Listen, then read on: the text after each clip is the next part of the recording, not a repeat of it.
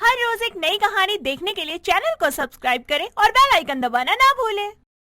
बबीता एक स्कूल में सफाई कर्मचारी थी जो अपनी इकलौती बेटी सौम्या को अच्छा जीवन और सारी सुख सुविधाएं देना चाहती थी, लेकिन गरीब होने के कारण वो मजबूर थी।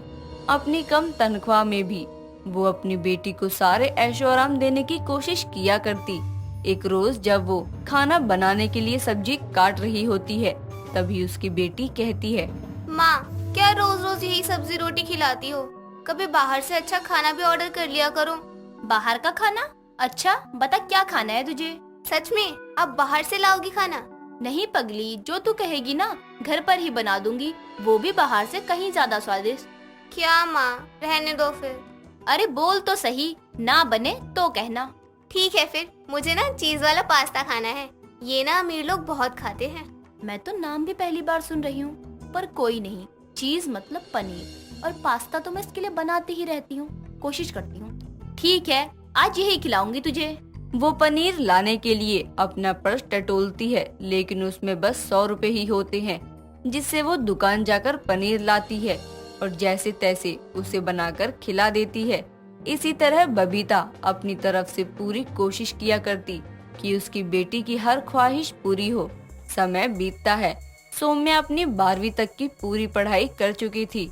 उसे इंतजार था तो अपने रिजल्ट का। इसी बीच सौम्या के मामा संतोष, जो कि मुंबई शहर में रहा करते थे, उनसे मिलने के लिए उनके घर आते हैं।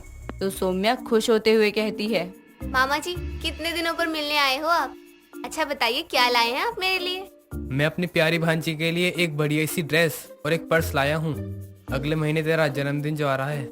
इतना कहकर संतोष उसे उसके लिए लाया हुआ सामान देता है, जिसे देखकर वो खुशी से उछलते हुए कहती है, मामा आप बहुत अच्छे हैं। ये ड्रेस तो बहुत ही मॉडर्न है और ये पर्स भी इससे मैच कर रहा है। कितना अच्छा होता कि हम भी आपके जितने अमीर होते, फिर मैं भी अच्छे कॉलेज में जाती।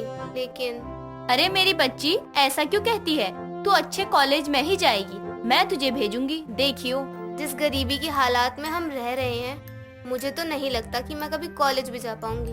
बबीता, मैं तो कहता हूँ भांजी को मेरे साथ मुंबई जाने दो। वहाँ मैं इसका दाखिला एक अच्छे से कॉलेज में करवा दूंगा, जिससे इसकी आगे की पढ़ाई भी अच्छे से हो पाएगी। भैया, आप ये क्या कह रहे हैं? एक ही तो बेटी है मेरी, उसे भी मैं खुद से दूर कैसे भेज दूं? हाँ, आप तो चाहती ही नहीं हो कि मैं कॉलेज जाऊं, दूसरे शहर में अपनी पढ़ाई पूरी करूं। आप तो अपनी ही तरह मेरी जिंदगी को भी इस गरीबी की भेंट चढ़ाना चाहती हैं। इतना कहकर वो गुस्से में घर से बाहर चली जाती है, जिसके बाद उसका भाई उसे समझाता है और मुंबई में उसका अच्छे से देखभाल करने का वादा भी करता है। बबीता भी काफी सोचने के बाद अपनी बेटी के अच्छे भविष्य के चलते उसे अपने भाई के साथ मुंबई भेज देती है। बबीता का भाई बहुत अमीर था, उसकी भी एक बेटी थी। मुंबई जाने के बाद सौम्या अपने माँ मामी के घर एक सुखी संपन्न जिंदगी जीने लगती है। बड़े से घर में अपने माँ मामी के साथ रहती, जहाँ उसका खुद का कमरा था।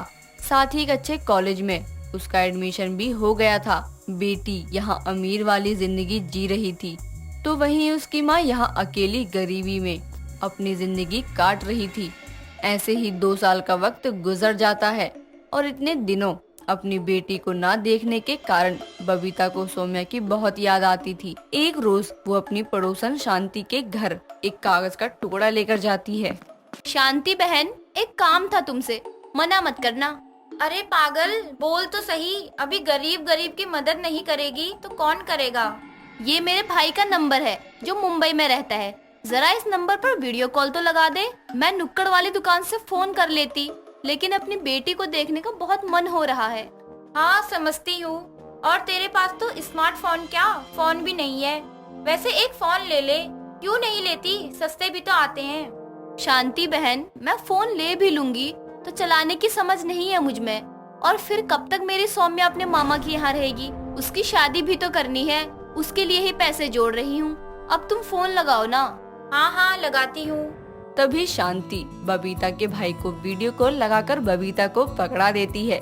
कॉल संतोष उठाता है और सौम्या को बात करने के लिए बुलाता है। अपनी बेटी का चेहरा 2 साल बाद देखकर उसकी गरीब माँ की आंखों में आंसू आ जाते हैं और अपनी बेटी को महंगे कपड़ों में देख वो हैरान भी रह जाती है।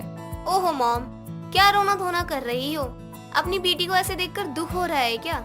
ऐसा नहीं है बेटी, तुझे देखकर बस भावुक हो गई, इसीलिए आंसू निकल आए। लेकिन ये मॉम क्या होता है, तू माँ बुलाना। ओहो, यहाँ सभी अमीर लोग अपनी माँ को मॉम बोलते हैं, और वैसे भी माँ बोलना बहुत टिपिकल लगता है ना। अच्छा ये बता कि तू पढ़ाई खत्म करके घर कब आ रही है? ओ नो, इस अमीरी भरी जिंदगी के ऐशो आराम को छोड़कर उस कच्चे मकान में कौन जाएगा? मॉम, पहले पढ़ाई तो पूरी होने दो, फिर सोचूंगी। अच्छा रखती हूँ मैं, मुझे मेरी फ्रेंड की बर्थडे पार्टी में जाना है। Okay bye. अरे सौम्या सुन तो। सौम्या अपनी बात कहकर झट से कॉल कट कर देती है और बबीता निराश हो जाती है। तभी शांति कहती है, देख, तू यहाँ इतनी बेसब्री से उससे बात करने को तड़प रही थी और उसने एक बार तुझसे तेरा हाल भी नहीं पूछा। गरीब माँ की बेटी कुछ ज्यादा ही अमीर हो गई है। कोई बात नहीं, मैं तो उसे देख पाई, इतना ही बहुत है। हाँ वो तो ठीक है, लेकिन देख लियो, तेरी अमीर बेटी अब अपनी गरीब माँ के पास लौटेगी नहीं। कैसी बात करती हो शांति बहन, गरीब सही लेकिन माँ हूँ मैं उसकी, और कितने भी अमीर हो जाए मेरी बेटी अपनी माँ को नहीं भूल सकती। अरे पागल, अपनी आंखों से ममता का पर्दा हटा। उसकी बातें और जल्दी फोन कट करना बता रहा है कि वो अपने मामा मामी के पास ही खुश है। खैर, मुझे जो लगा मैंने कह दिया, बुरा लगा हो तो माफ कर दियो। बबीता पड़ोसन के घर से चली जाती है, लेकिन उसकी कही बातें कहीं न कहीं बबीता को भी सच लग रही थी। ऐसे ही 1 साल और गुजर जाता है और सौम्या की पढ़ाई भी पूरी हो जाती है, लेकिन वो अपनी माँ के पास नहीं लौटती। सौम्या के जन्मदिन पर उसे सरप्राइज देने के लिए बबीता खुद ही जैसे तैसे मुंबई आ जाती है। जब वो अपने भाई के घर पहुंचती है तो वहाँ सौम्या के जन्मदिन की पार्टी चल रही होती है। उसके सभी दोस्त भी आए होते हैं। तभी वहाँ पुरानी साड़ी पहने, हाथ में एक गठरी पकड़े बबीता आती है। जन्मदिन मुबारक हो मेरी बच्ची, देख तेरी माँ आ गई। ये अचानक यहाँ कैसे आ गई? हे सौम्या, सी इज योर मदर। तुमने कभी बताया नहीं कि तुम्हारी माँ इतनी गरीब है कि एक नई साड़ी तक नहीं पहन सकती। सच में इनकी हालत तो बहुत बुरी मालूम पड़ती है। Hey friends, leave it, let's cut the cake. Saumya अपनी माँ को इग्नोर करती है। एक गरीब माँ को अपनी अमीर बेटी की बातें समझ तो नहीं आती, लेकिन उसका बर्ताव देखकर वो इतना तो समझ जाती है कि जितनी खुशी उसे अपनी अमीर बेटी को देखकर हुई, उसकी रत्ती भर भी खुशी उसकी अमीर बेटी को अपनी माँ को देखकर नहीं हुई। संतोष अपनी बहन को कमरे में ले जाता है। कुछ देर में जब पार्टी खत्म हो जाती है, उसके सारे फ्रेंड्स चले जाते हैं, तो सौम्या अपनी माँ के पास जाती है। मॉम, आप बिना बताए कैसे?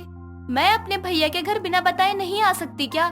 मैंने तुझे यहाँ पढ़ने, एक बेहतर जिंदगी जीने भेजा था, अमीर बनकर घमंडी बनने नहीं।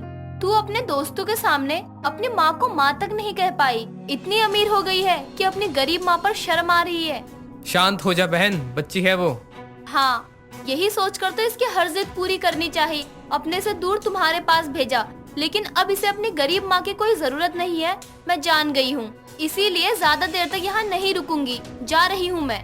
बबीता बिना किसी की बात सुने तुरंत वहाँ से चली जाती है और जिंदगी में पहली बार सौम्या अपनी माँ के लिए आंसू बहाती ही रह जाती है।